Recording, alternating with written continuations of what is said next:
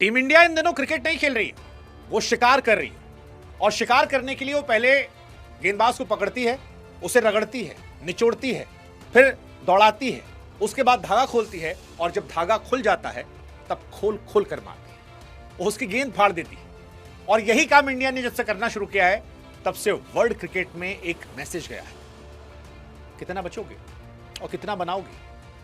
क्योंकि अगर तुम 153 बना रहे हो 20 ओवर के मैच में तो हम 10 ओवर मार के जीत लेंगे। और यही इंडिया ने किया, 10 ओवर में 155 ठोक दी।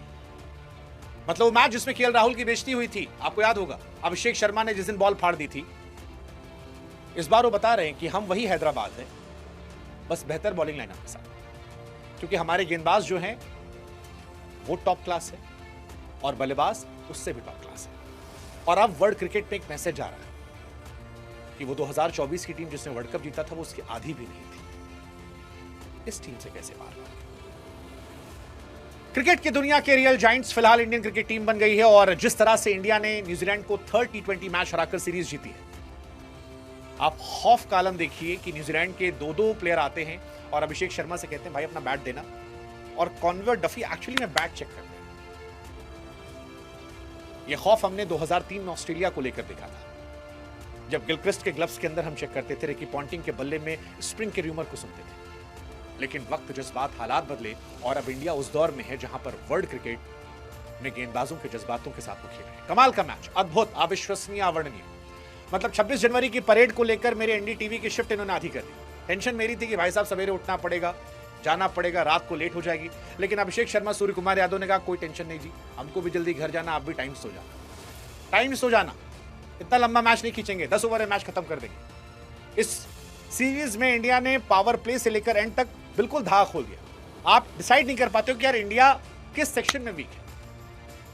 इस मैच में अगर कुछ कमजोर रहा तो वो सिर्फ और सिर्फ संजू सैमसन, वो सैमसन जिनके लिए जस्टिस मांगते मांगते हमारी जबान जो है वो घिस गई, जूते जो है हमारे फट गए। लेकिन संजू भाई अपनी किस्मत को नहीं फाड़ पाए और हर बार की तरह मिले हुए मौके गवाते रहे। 24 के वर्ल्ड कप में डगआउट में बैठ के देखा था, 26 के वर्ल्ड कप में सिलेक्शन उनका हो गया है, लेकिन अब जो लक्षण है मुझे देखकर लगता है कि इस बार भी वो बाहर ही बैठकर देखेंगे, क्योंकि अंदर बैठकर देखना उनके नसीब में अब नहीं लग रहा है। ईशान किशन मेरे हिसाब से अब फर्स्ट चॉइस रिप्लेसमेंट बन चुके हैं। ईशान और अभिषेक शर्मा में शायद इस बात का कंपटीशन है कि भाई ज्यादा बेहतर कौन मारता है, ज्यादा तेज कौन मारता है। पल भर को तो ऐसा लग रहा था आज पहले ओवर में कि ईशान किशन ने शायद अभिषेक शर्मा को पीछे छोड़ दिया, क्योंकि पहली बॉल पर संजू सैमसन बोल्ड होते हैं और तीसरी बॉल पर छक्का लग जाता है, चौथी बॉल पर छक्का लग जाता है। लेकिन फिर अभिषेक शर्मा ने बताया कि वो वर्ल्ड नंबर 1 क्यों है और अपने गुरु युवराज सिंह की तरह क्यों। युवराज ने 12 गेंदों पर 2007 में शतक लगाया था, 14 गेंदों पर अभिषेक शर्मा ने न्यूजीलैंड के सामने गुवाहाटी में शतक लगाया और ये बताया कि इंडिया में फिलहाल किंग, प्रिंस, जितनी भी आप विशेषण या उपमाएं देते हैं वो सिर्फ और सिर्फ अभिषेक शर्मा के इर्द गिर्द घूमनी चाहिए। आप चाहें तो उनका नाम बदल सकते हैं, आप उन्हें अभी 6 शर्मा भी कह सकते हैं। इंडिया ने पावर प्ले के अपने रिकॉर्ड्स को भी आज अपडेट करने की कोशिश की। आज इंडिया ने पावर प्ले में अपना सेकंड सबसे बेस्ट रिकॉर्ड बनाया, 94 पर 2। लेकिन अगर आप ये सोच रहे हैं कि रिकॉर्ड बहुत लंबे समय तक रहने वाला है तो मैं आपसे फिर कह दूं ये गलत है, क्योंकि जिस टेम्पो के साथ इंडिया खेल रही है अब आने वाले दिनों में आपको 250, 300, 350 शायद देखने को मिल जाए।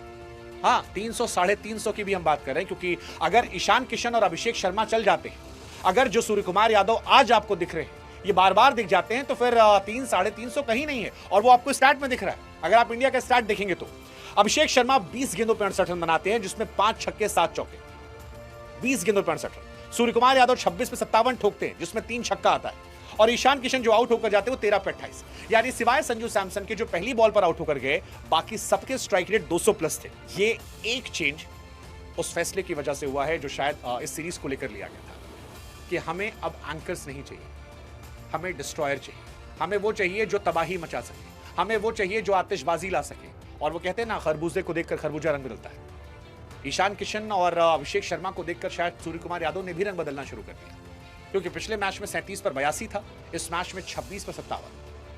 मैं बार बार कह रहा था आपको, अगर आपने से जो लोग याद होगा लास्ट सीरीज जब इंडिया फ्लॉप हुई थी तब भी मैंने कहा था कि सूर्य कुमार यादव की बैटिंग पर क्वेश्चन नहीं है, सवाल ये वो हिट कब करें, क्योंकि उनका टैलेंट, उनका पोटेंशियल हमने पहले भी देखा था। शुभमन गिल में क्वेश्चन ये था कि हमने उनको परफॉर्म करते हुए देखा नहीं, सूर्या को हमने परफॉर्म करते हुए देखा है, और जब कैप्टन सूर्या अब परफॉर्मर सूर्या बनकर आ रहे हैं तो ये इंडिया के लिए बहुत बड़ा साइन है, क्योंकि सूर्या सिर्फ 1-2 मैच वाले प्लेयर नहीं है। सूर्या चलते हैं तो वो पूरे साल चलते हैं, और वर्ल्ड कप से ठीक पहले सूर्या का चलना ये बता रहा है कि जो कैप्टेंसी में उनका अनमैचेबल रिकॉर्ड है, अगर ये बल्लेबाजी में भी तब्दील हो गया तो इंडिया इतिहास रचने से बहुत दूर नहीं है। इंडिया अपना दूसरा वर्ल्ड कप लगातार ला सकती है। इंडिया इतिहास की पहली टीम बन सकती है जो घर में वर्ल्ड कप जीत जाएगी। और सूर्य कुमार यादव की कैप्टेंसी में तो इंडिया वैसे भी जीतती रही है। आप याद कर लीजिए, पहली सीरीज से ऑस्ट्रेलिया को 4-1 से हरा दिया, श्रीलंका को 3-0 से हराया, वनडे हम हारते रहे, लेकिन हम टी20 में साउथ अफ्रीका को हराते रहे, इंग्लैंड को हराते रहे, एशिया कप जीते गए, ऑस्ट्रेलिया से जीते, साउथ अफ्रीका से जीते, न्यूजीलैंड से जीते। सूर्या बाबू का डोमिनेशन रहा है, वैसा ही डोमिनेशन जैसा इंडिया के गेंदबाजों का रहा। इस मैच में भी अगर आप बात करेंगे, टीम इंडिया के गेंदबाजों ने पूरे मैच में डोमिनेट किया। मतलब आप बॉलर डिसाइड करते आइए।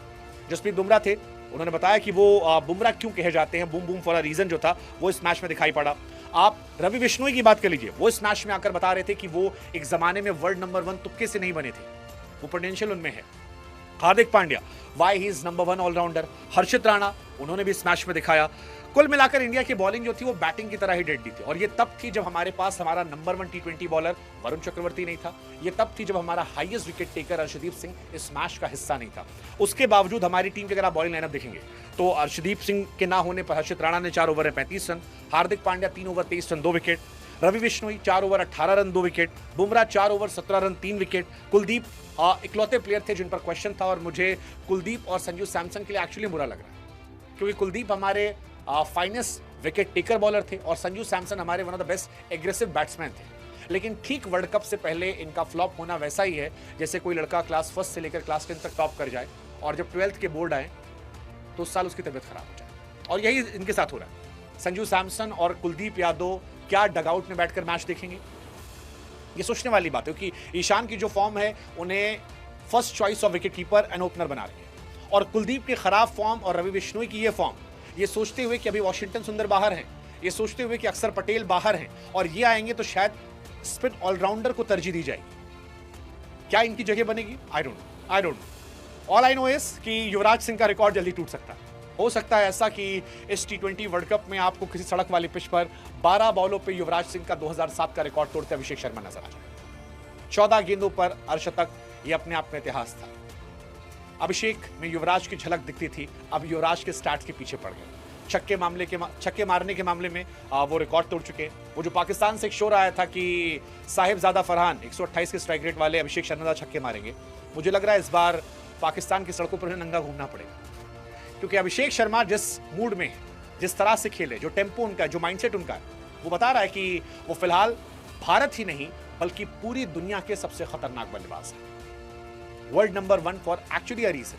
Abhishek Sharma second fastest 50 for India against New Zealand, fastest 50 first T20 match में उनका था, थर्ड में टी20 मैच में अर्धशतक लगाया, और पूरी सीरीज में अगर आप देखोगे तो वो अनस्टॉपेबल है। सेम कहानी बुमराह की है, 4 over 17 run 3 wicket. World cup से ठीक पहले बुमराह का इस फॉर्म में आना और तीनों गेंदबाजों के बीच में ये कंपटीशन होना कि हम आपको इजीली नहीं देंगे। अर्शदीप सिंह को भी अब प्रेशर मिलेगा कि आपको प्रूव करना पड़ेगा, क्योंकि हर्षित बैट से भी रन बना रहे हैं, बुमराह बता रहे हैं कि वो इन दोनों से क्यों बड़े हैं। सो ओवरऑल अ क्लासी मैच। चौथे पांचवें मैच को लेकर एक्साइटमेंट ज्यादा है। एक्साइटमेंट इस बात की नहीं कि इंडिया जीतेगी, एक्साइटमेंट इस बात की कि इंडिया किस तरह से जीतेगी, वो कौन सा खौफ और बड़ा होगा जो इंडिया सेट करेगी, वो कौन सा ऐसा प्लेयर होगा जो अगले मैच में बताएगा कि भाई केवल वही बाप नहीं, मैं भी हूं, केवल उससे मत डरो, मुझसे भी डरो। क्योंकि पिछले मैच में इट वॉज ईशान किशन, इस मैच में इट वॉज अभिषेक शर्मा। सूर्या हर बार थे, पिछले मैच में भी थे, इस बार भी थे, और अभी नीचे और बाकी है। नीचे हार्दिक बाकी है, नीचे रिंकू सिंह बाकी है, नीचे आपके पास शिवम दुबे बाकी है, संजू सैमसन नहीं चले, श्रेयस अय्यर बाहर बैठे हुए।